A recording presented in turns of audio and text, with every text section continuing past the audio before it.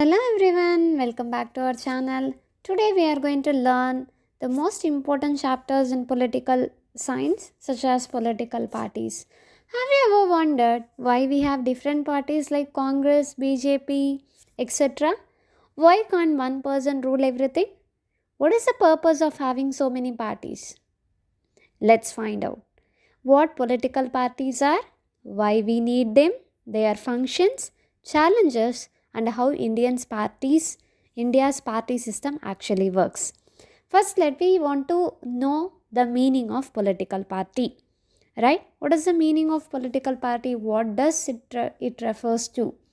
A political party is a group of people who share same or similar ideas and policies about how the country should be governed. They come together to contest elections and hold power in government. In simple words, I'm going to say now a political party is an organized group of people with common ideologies who work to win elections and run the government. I think so. You knew so many political party, right? Which is a political party who runs the present government? BJP, right? Nothing but NDA. Okay. Why do we need political parties actually? Just imagine a democracy without political parties. How it will be? Everyone would stand independently, there would be confusion, and no one could take responsibility for running the government. So, the people used to face these many problems if the political parties are not there. Here, we need political parties for the working of democracy because they perform important functions. What are those functions? Let me see one by one. So, before we are going to learn this functions of political parties, actually, a political party used to have three components. One is the leader, one is the active member, and the followers. Now, let me move on to the function. The first one is nothing but let's understand the main functions of political party. The first function is nothing but contesting election. Parties used to nominate candidates to fight an election. Okay. The second one is nothing but policies and program.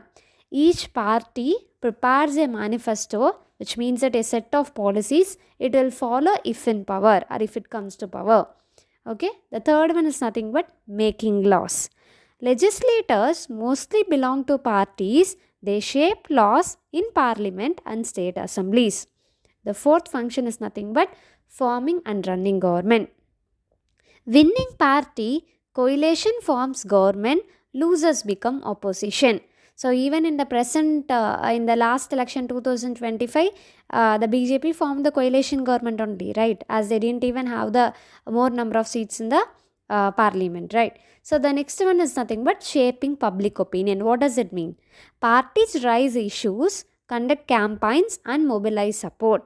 The sixth one is nothing but it provide access to government services, which means parties connect citizen to government welfare schemes. Clear? So it is one of the important question. Actually, I have said the key points of each point. So in your book, they have given the brief explanation with the examples they have given. So here that is also important. So when are you reading? These are the key points which I have said now. Okay, concentrate mostly on that. The next is about that why do we need, which means that necessity of political parties in a democracy. Political parties provide choices to voters. First thing, political party makes laws and take responsibility for governance. Right? The opposition parties keep the ruling party in check. Political parties form the government. Political parties shape policies and programs. Political party sometimes act as an opposition to keep the government accountable. Conclusion, not sometimes, in every election there will be an opposition political party, right? So always we can say. Then conclusion, nothing but parties. From this what we need to identify, parties are the spine of democratic politics. Clear? So how I have said that function is an important question, so same like that necessity is also one of the important questions that mostly I've asked in CBSE board exam. Okay, the next topic is about the types of party system. So here we are having we have three different party system. One is one party system, two party system, multi party system. One party system is nothing but only one party dominates a country.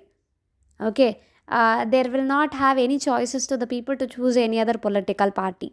So here example, China used to have the one party system. Okay, the next one is the two party system. Two parties is nothing but they used to have only two parties. Okay, either this party will win or that party will win. Okay, the people here also, the people don't have more choices. Either they want to select A party or they want to select B party. Okay, the country which follows the two party system is nothing but USA. Next one is that multi party system. Here several parties used to compete each other. Coalitions are very common in this country who follows the multi party system. Example, India. India, we are having multi party system. Why India is having multi party system? India reflects its diversity of regions. Diversity is nothing but what? Difference. Difference of regions, languages, religions and communities. There is a difference between religion and region. Region is nothing but area. Religion means you know that, right? These are the reason why India is having a multi-party system. It is one of the important 2-mark question. Okay. Now we are going to learn national and state parties. Parties in India are classified as national or state, which means state is also called as regional based on the presence and recognition. How come election commission is segregating or allocating this party is a national party and this party is a state party? There are some criteria to choose that a party is a national party or state party, right? So in India, not every party is automatically called a national or state party. The Election Commission of India sets specific rules and conditions for recognition. Recognition is important because it allows parties to contest election using a reserved symbol, receive election funding and gain other privileges. If a party want to be a national party, what is the rule? Okay, first of all, the party should win 2% of seats in the Lok Sabha from at least 3 different states. Second thing, securing 6% of votes in Lok Sabha election or state assembly election in at least 4 states and win at least 4 Lok Sabha seats. Third, being recognized as a state party in at least 4 states. Clear? Children, national parties have a wider presence across the country. For example, BJP, Congress. Okay, so recognition ensures that the party can use the same symbol across India, making it easier for voters to identify them. So these are nothing but the rules and regulation if a party want to be a national party. Then I said na state party or regional party. State party is nothing but a party is recognized as a state party if it fulfills any one of the condition which I am going to say now. Okay, so what are those conditions are? First thing is that winning at least 3% of seats in the legislative assembly of the state or else a minimum of 3 seats whichever is higher. Second thing is that securing at least 6% of votes in the legislative assembly election and winning at least 1 seat in the assembly. Clear? So third thing is nothing but securing at least 6% of votes in Lok Sabha election from the state and winning at least 1 Lok Sabha seat. I have said 3 conditions, right? In this 3 condition, any one they need to fulfill it. Clear what I am saying? So you want to understand that state parties are strong in one particular state and may or may not have presence in other states.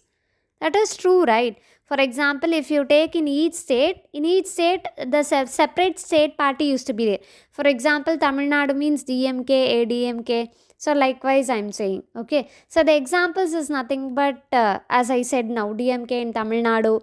And even in West Bengal, if you see Trinamool Congress. Okay. Likewise in each state, one particular state parties are there. Clear? So here even in the state party, also them to use recognition as a state party allows them to use a reserved symbol in that state. They also used to have particular symbol for their political party. They can use the same symbol by all followers of that political party in that state and gain certain privileges from the Election Commission of India. So these are the rules, or these are the criteria that the state party as well as the national party should fulfill. Okay, clear? So even I have said for national party also I have said 3 criteria.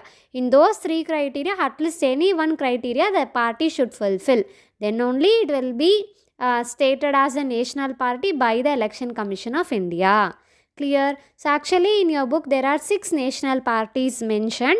Let me see one by one. Okay, let me go through one by one. The first party we are going to learn, Bharatiya Janata Party. So this party founded in the year of 1980 from Bharatiya Jana Sangh. Okay, what is the ideology of this party is nothing but right wing, Hinduvatha, strong national security, economic reforms with welfare. What are their key features is nothing but grassroots network, presence across India. It is led by Narendra Modi. So in the year of 2025 election, they shares a vote of 45. They got 48 seats out of 70. Okay, their significance is nothing but strong national presence, coalition capability. Okay, so here 45.56% of the vote share is there in the 2025 election. But in your book they have given the 2019 election. That also you want to concentrate as the key points used to take from that. But anyhow you want to know now, this is the last election which was held. So the next national party is nothing but Indian National Congress. It was founded in the year of 1885. We knew very clearly that from the freedom time itself this party is there. Okay, their ideology is nothing but centrist, secular, social justice and welfare. Okay, their features is nothing but legacy of Nehru, Indira Gandhi and Rajiv Gandhi. Okay, in 2025 election, their vote share is nothing but 6.34% and they didn't even get any votes in the Lok Sabha. Okay. Significance is nothing but it is still a national party despite regional decline. Next one is that BSP, Bahujan Samaj Party. It was founded in the year of 1984 by Kanchiram. It represents the Dalit, Adivasis, OBCs and minorities. Their ideology is about social justice and equality. So in the Delhi Assembly in the year of 2025 election, their vote share is nothing but 0.55%. Okay, so they are so strong in Uttar Pradesh, they brings a caste-based representation. The next one is that AAP, Aam Aadmi Party. It was founded in the year of 2012. They are fighting for anti-corruption, governance focused. Their ideology is nothing but to increase the public service and they should be transparency and they want to give participatory governance. So here in the 2025 election and next to that NDA, so here they got 43.57% of vote share.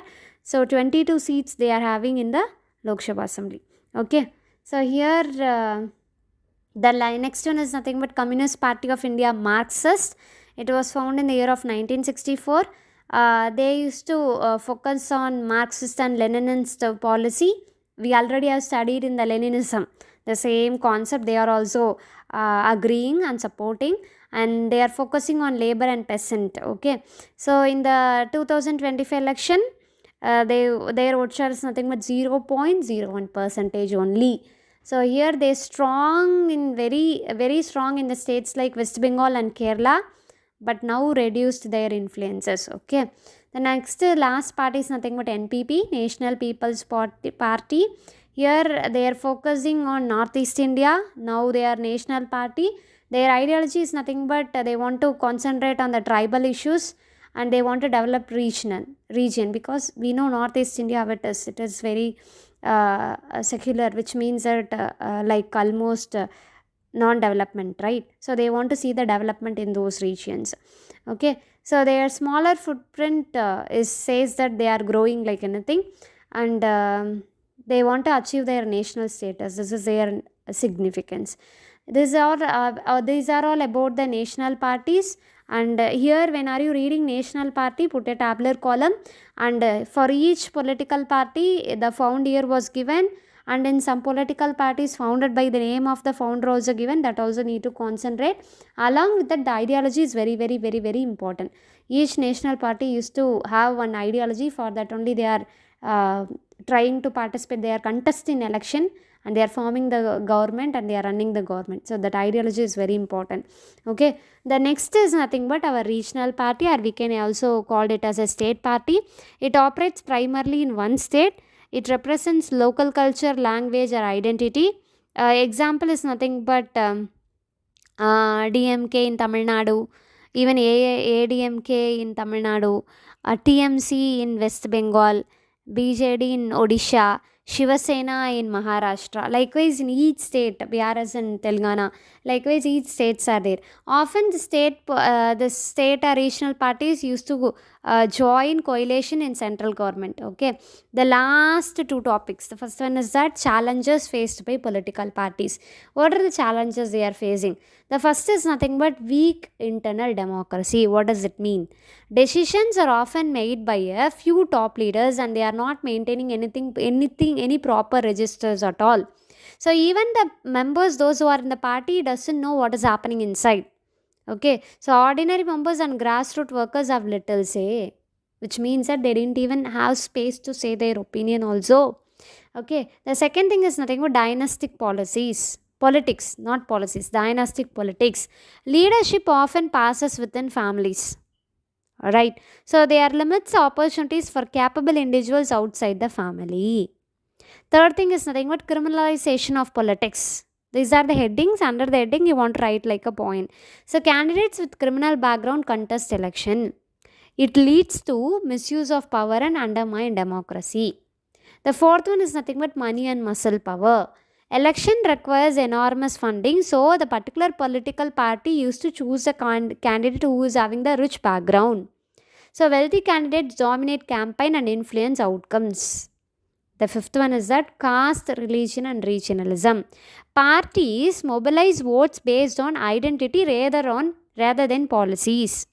It can create divisions and reduce focus on development in the society. The next one is that parties may focus on only the populist promises rather than long term development. Okay, so even that here we will see in that reforms at all. Leaders used to switch off the parties for their personal reasons. It is also one of the challenges only. Okay, so this weakens ideological commitment and leads to unstable government. Okay, so these are the challenges that each and every political party is facing in the country. Clear? The last topic of this political parties is nothing but reforms. First reform is nothing but anti-defection law. I have said in the last point in the challenges, right? The political parties leaders are often switch over the political party. I said that should be stopped, right? That is called as anti-defection law. So MPs or MLAs who leave their party after being elected lose their seat. Okay, it reduces opportunities defection and ensures stability. Clear? The second is nothing but affidavit. Affidavit is nothing but every election candidate must declare assets, liabilities, and pending criminal cases to the Election Commission of India. It promotes transparency and allows voters to make informed choices. The third one is nothing but open and democratic functioning. Parties should allow ordinary members to participate in decision making. One more thing is that they need to maintain the membership records, file income tax returns, and conduct internal election. That encourages the transparency in organization. Okay.